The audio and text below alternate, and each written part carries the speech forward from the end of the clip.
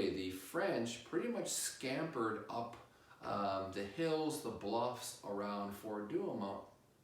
And really now, this area became an area, a region, an area, a fort the Germans now were forced to protect during the summer of 1916. So the French kind of went to the higher ground around the fort, and they had snipers and artillery, and they bombed the Germans now in this fort. They didn't really protect it very well, the French, but once they lost it, they wanted it back. So the summer of 1916 now, the French are working feverishly to regain that fort that they had lost back in February. So at this time,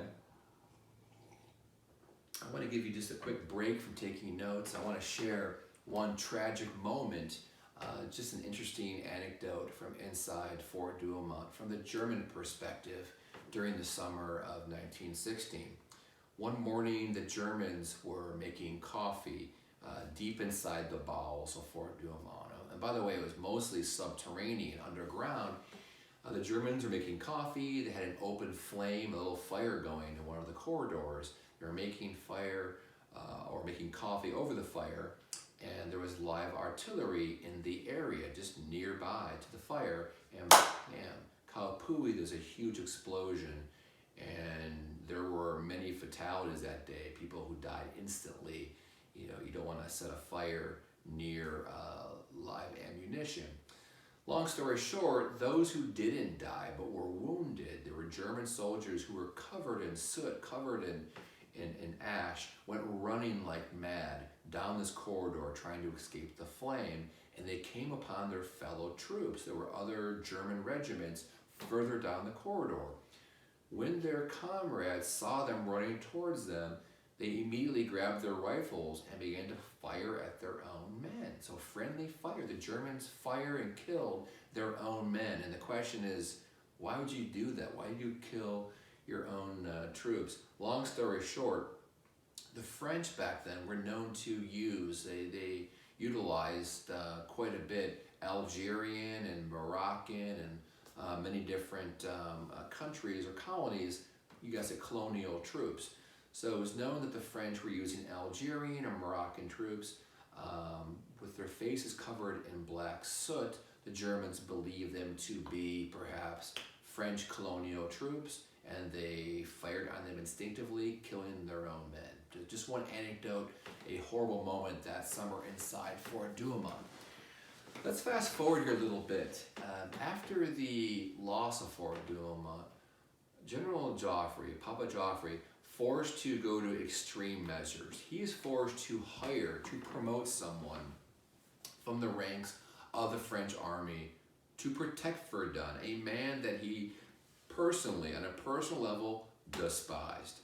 So Joffre hates this man, he despises him, but he's forced to promote him because maybe this guy would be the ace in the hole, maybe he would be the one to help in the defense of Verdun that would change the whole direction of the war. Definitely a name for you guys to note here, an important figure in World War I. His name, Henri Philippe, last name, Pathan. P-E-T-A-I-N, or just Pathan for tonight. Henri Philippe Pathan, P-E-T-A-I-N. Has there ever been a character or a figure in history who was so admired, so honored, so revered for one war, World War I, and then 20, 30 years later, so reviled, so despised, so hated? So this great hero, World War I, Pathan, becomes, again, because of things he did in World War II that we'll discuss later in the year, despised by the French and worldwide. Anyway, long story short, Pathan is going to be called by Joffre to Verdun to bring his special philosophies in the defense of Verdun. And by the way, he was ill. Okay, Pathan, he gets the phone call. He says, "I'll be there. I'm not well physically, but I'll be there as fast as I can." Pathan had double pneumonia. He gets the call from Joffre, "Come protect this city." He's got double pneumonia. He's sickly. He's barely able to move, but he does make his way towards Verdun. Pathan shares later on that on the way to Verdun, he saw just horrific things. one road that goes from Paris to Verdun. And it was again this one road that would help the French win the war. They would transport weapons and men and medical aid and nurses and doctors. It's called the Sacred Way. So the Sacred Way, the one road to Verdun from Paris. And on the way to Verdun, Pathan saw men hobbling about, physically decimated or mentally disturbed and walking in circles, dead bodies, smoke everywhere, just an utter disaster. He's going to arrive at Verdun. He talks to the generals there under his control, and he gives them directions, and then he falls into his sickbed with double pneumonia. For 2 weeks, he gave his orders from Verdun at his sickbed, trying to recover from pneumonia. So we need to move along now to the next phase of the war. Pathan is a different character. He's a different cat.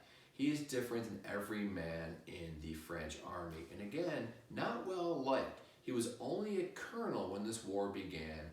And quite frankly, Pathan, because of his birthright, patrician, fairly wealthy, because of his background, his experience, his knowledge, his intellect, he should have been a general. He's only a colonel because he was unlikable, he was a maverick, he questioned people, he questioned the wrong people, so he was not very well liked, including by Joffrey, as I mentioned earlier, but he's unique and he gets the call. So how is Pathan, different? Pathan very different in one way. He's like the Germans in that he rejects infantry. He rejects elan vital. He rejects the old mantra of fighting and, your bayonet and your colorful uniforms. He's like the Germans in that he embraces artillery. He wants to match the Germans bomb for bomb, Big Bertha for Big Bertha. He wants them to match them with artillery in that way, and he does. So we're going to see that Pathan, along with his fellow general, a man named Robert Nivelle, are going to save Verdun. So again, we got Pathan, we got his other colleague, comrade, Robert Nivelle, Nivelle. Robert Nivelle, Nivelle. By the way, guys, if you're a Lord of the Rings fan, Robert Nivelle, known for a very famous line, when Nivelle arrives to Verdun, he inspires the men around him by uttering these words: "They shall not pass. They shall not pass." Lifted years later for Lord of the Rings. So I guess the question is this. We know that eventually they do regain, the French regain Fort Douaumont. It's October of 1916. They stabilize the line at Verdun. They recapture their chief fort. And again, the point is, how are Pathan and Nivelle able to do this? Number one, heavy artillery. They match the Germans bomb for bomb. Secondly, number two, how else do the French win this thing at Verdun? Number two, troop rotation. Troop rotation. All that means is that, simply put, Pathan's going to rotate every man in the French army from anywhere on the French Western Front to the city of Verdun. They rotate their men. 75% of the French army all sees action at Verdun. They come in, they're fresh, they know it's hollow ground, they're ready to fight. So number two, troop rotation. Number three, the third reason why the French eventually regained Douaumont and by December push the Germans back. Thirdly, has to do with, and this sounds a little canned and a little bit too patriotic from the French standpoint, but French grit, determination, spirit, and the refusal to give up this the sacred city.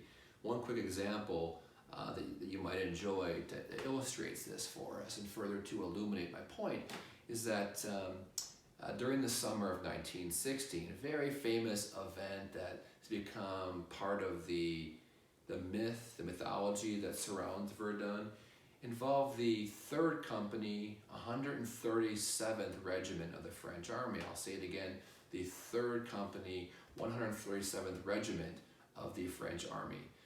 These men were told to defend a trench at the base of Fort Douaumont. Okay, they're told, hey, guard this trench with your life, right at the base of Fort Douaumont, don't give it up. Whatever happens during this bombardment or this battle, don't give it up. After that day's fighting, the French came back to that same trench looking for the men of the 3rd Company, and they saw sort of a strange oddity. They saw protruding out from that trench, or what used to be the trench, 12 to 13 bayonets, all at exact intervals. And let me say it again, a bayonet, a bayonet, a bayonet, all about a couple feet apart. And there had once been a trench there, and now it's covered in soil and debris and body parts and debris of all sorts. And they begin to dig down into this trench, and what they discover were that the members of the 3rd Company refused to move. They all stayed and they defended that trench because they were told to, and it was just that valuable to the army. They refused to move. They dug down and they found 12 or 13 dead bodies standing upright with their bayonet facing straight up. They were all asphyxiated apparently as bombardment, artillery caused that trench to cave in. Word got around in the French army, but also word went overseas to America as well. This is more just discussion based, not crucial, but an American businessman named George Rand put up a lot of cash to honor, to recognize what's known today as the Trench of the Bayonets. The Trench of the Bayonets, they built this beautiful concrete memorial right over the trench where those men lost their lives. It's a site today for pilgrims who still visit Verdun and those hollowed bunkers and trenches, and Fort Douaumont still there today, but the Trench of the Bayonet, again, symbolic of the French determination to win Verdun against the Germans. Quickly, the results of all of this, number one is that Paul von Hindenburg is going to replace Erich von Falkenhayn as the Chief of Staff in charge of the East and the Western fronts. And guys, the stalemate goes on. The French hold the Battle of Verdun, and I hate to call it a great French victory because, again, looking at sheer numbers and loss of life, perhaps 300,000 men plus, French and German combined, die at the Battle of Verdun, 1.1 casualties, 1.1 million casualties, and that means POWs, that means injuries and fatalities. So it is a bloody disaster at Verdun, but the French do hold this town. They push the Germans back, and yes, the war continues. Tomorrow we can resume with the Battle of the Somme, which is the English version of the Battle of Verdun, the same calendar year, 1916. The war continues. Thank you. Have a good night.